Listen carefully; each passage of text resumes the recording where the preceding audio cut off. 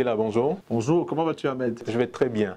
Merci de nous recevoir. Mais avec plaisir. Hein. D'accord.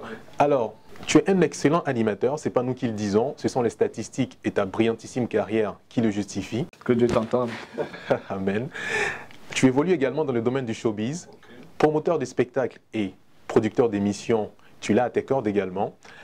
Tu fais tellement de choses et si bien, on a tout de suite envie de demander comment on fait pour devenir quelqu'un comme toi. Ben écoute, il faut juste apprendre, avoir l'humilité de se dire qu'on n'est rien. Jusqu'aujourd'hui, avec presque 30 ans de carrière, j'estime que je suis à la maternelle du showbiz. Donc avec cette volonté de grandir et de gagner des échelons, c'est juste avoir la tête froide et se dire que la vie est un perpétuel apprentissage. Ça, comme on dit, abaisse-toi et puis tu seras élevé. Moi, je pense que c'est la seule formule que je peux donner à ta question. D'accord, on dirait que la main qui demande est toujours en bas. Voilà. Alors, à un moment de ta carrière, tu as été obligé de faire une pause parce qu'interdit de station, on va dire d'antenne, on va dire, ou voilà, suspendu d'antenne, on va dire, dans ta terre natale qui est le Cameroun. À cette époque-là, tu étais déjà un grand animateur. C'est sûr qu'il y avait une pluie de propositions, mais pourquoi avoir choisi la Côte d'Ivoire comme point de chute? Alors, la Côte d'Ivoire, c'est vraiment une histoire de... Il y a toujours des signaux comme ça qui me révèlent un peu le chemin que je dois prendre. J'étais venu ici, déjà mon père est venu ici en 84 pendant la Coupe d'Afrique des Nations.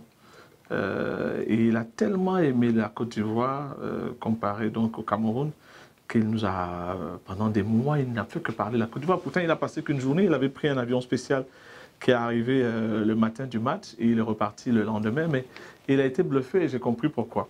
Moi, je suis arrivé ici en 93, la première fois, mais déjà quand j'étais jeune, je lisais Afrique Elite et tous ces magazines. J'écoutais RFI à l'époque avec Gilles Aubringer de Reggaeton Mémoire qui parlait des artistes ivoiriens. Donc tous ces mecs-là, je les connaissais à la radio.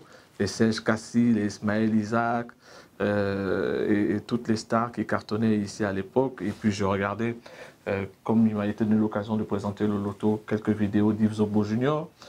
Et je suis arrivé en 93 dans un pays que je connaissais plus ou moins bien, à part la géographie et puis l'urbanisme. Je connaissais les artistes, je connaissais les animateurs vedettes, disons quelques animateurs vedettes. À la radio et dans les livres. Oui, surtout Yves. C'était surtout Yves Zobo, Roger Fulgence-Cassis et puis Georges Taï Benson. Voilà. Et donc j'arrive en 93 en vacances avec ma fiancée de l'époque donc avec qui j'avais voulu faire un petit tour d'Afrique de l'Ouest.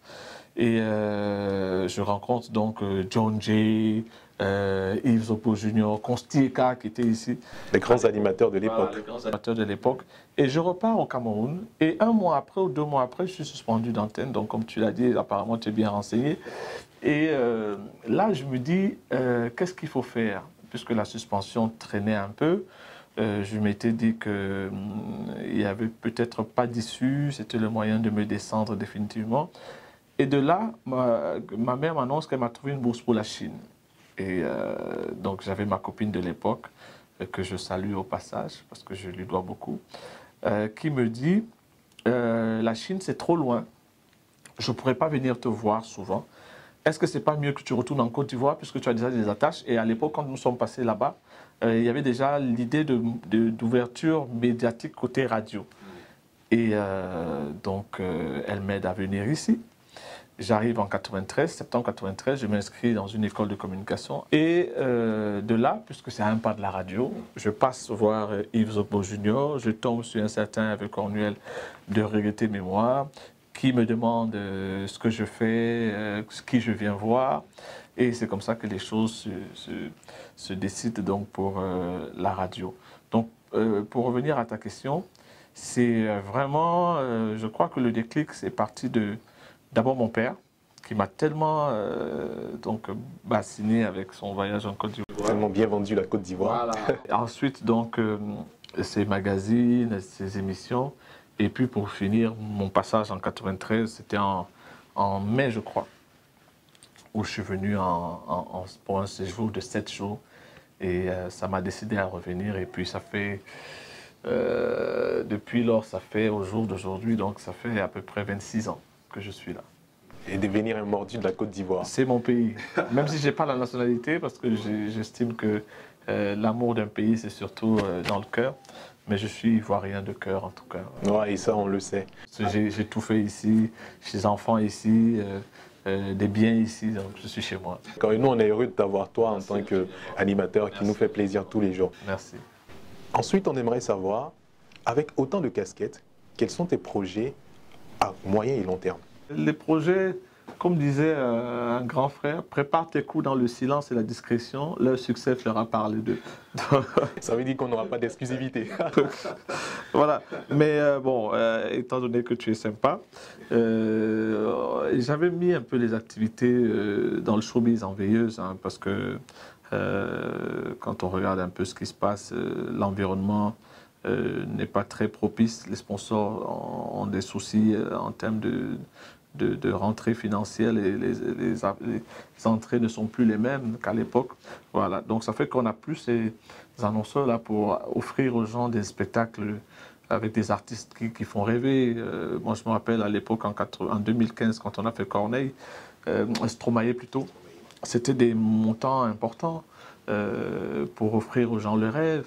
Mais aujourd'hui, on n'a plus la possibilité de le faire. Donc moi, j'ai pensé anticiper, à part donner un coup de main à la première dame sur ces gars-là, à faire des choses dans le domaine de la rentabilité journalière, où tu peux avoir 5 francs par jour, et voilà. Et puis, j'ai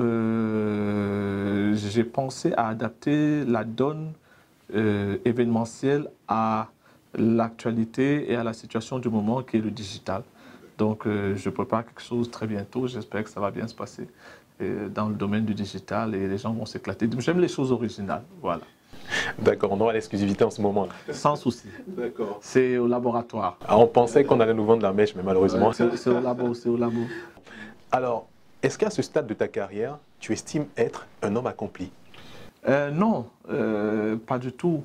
C'est vrai que quand on regarde un peu le parcours, les rencontres, ce qu'on a pu mettre, je dirais, de côté en termes de connaissances, de parcours, je pense qu'on peut s'estimer heureux, mais on ne doit pas dormir sur ses lauriers.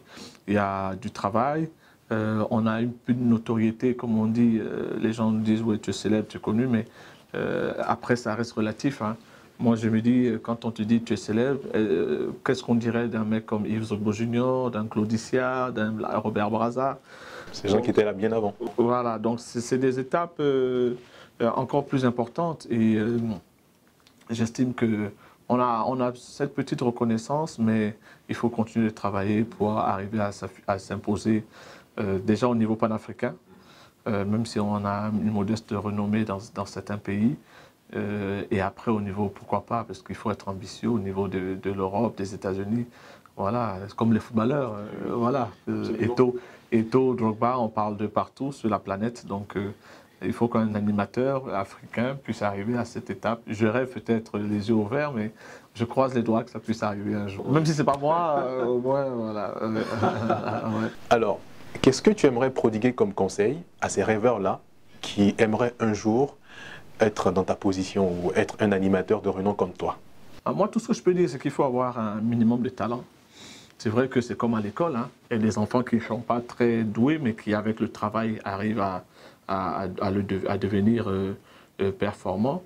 Je pense qu'il faut avoir l'humilité d'apprendre. Se donner au départ, ce n'est pas interdit, hein, des modèles. Il n'y a rien qui soit dans ce milieu ex nihilo. On a toujours un élément ou une personne de référence et après on essaie d'avoir son propre style. On a tous eu à l'époque des envies de faire de la radio et de la télévision comme certains. Et puis après, une fois qu'on a une modeste ouverture, on se replie sur soi-même et on offre qui on est, parce que des Claudicia, des Yves Zogbo Jr., des Robert Brazza, il y en a déjà. Donc il ne faut pas arriver en ces personnes bis. Voilà, ça ne marcherait pas. Donc il faut se créer son style, se créer. Donc pour moi, le rêveur, ce serait d'apprendre, continuer à apprendre. Et puis, ce n'est pas un métier véritablement rentable. Les gens ont l'impression que, ouais, non, non. C'est un métier où il faut être intelligent. Il faut ouvrir la lucarne. L'exposition que nous avons, c'est pour développer des choses. Bon, certains en profitent pour faire le beau auprès des filles ou pour faire les petits gigolos. Ce n'est pas ce métier qui rapporte l'argent, c'est comment développer les activités connexes à ce métier. C'est ça qui est le plus important et le plus difficile.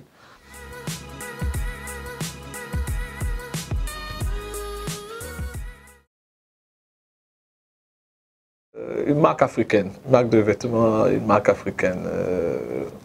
Ou peut-être pour changer, une marque indienne, ce côté sagesse, ce côté spiritualité naturelle. Oui, une marque indienne.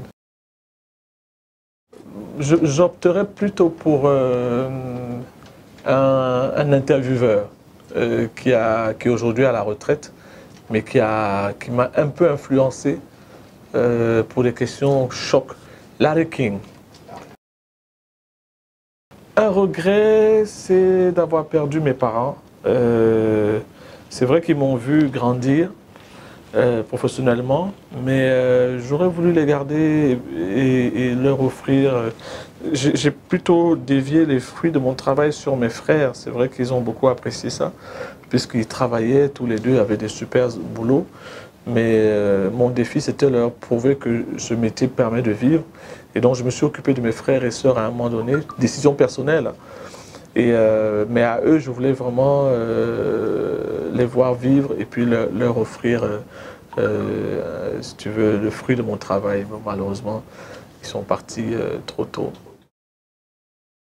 Moi, je pencherais pour un livre où il y a plein de photos. Je ne lis pas beaucoup. Un magazine. Voilà, un magazine, magazine de mode. Magazine de mode ou magazine d'ameublement. Ma passion cachée, je le révèle, c'est l'ameublement, la décoration. Donc meubles, déco et puis voilà les vêtements. Voilà. Chanteur africain, j'opterais pour un chanteur de musique tradie moderne parce que c'est ces artistes-là qui font la promotion de notre musique du terroir. Voilà, j'en ai plein comme ça que je pourrais citer. Les gens comme au Cameroun, par exemple, les gens qui ont créé des sons originaux comme, ça ne parlera peut-être pas à tes téléspectateurs, Jean Bikoko, Aladdin, voilà, ici des femmes comme La Thérèse, tu vois, des musiques vraiment roots, avec des instruments dépouillés, naturels, vrais. Voilà, c'est plus ce genre d'artiste africain que j'aurais aimé être, quoi. Je dirais Thomas Nkono. Thomas Nkono qui a vraiment inspiré par sa classe, son élégance et tout. Thomas Nkono. Et puis Joseph Antoine Bell aussi. Yves Dembélé, merci de nous avoir reçus. Enfin, je te vois.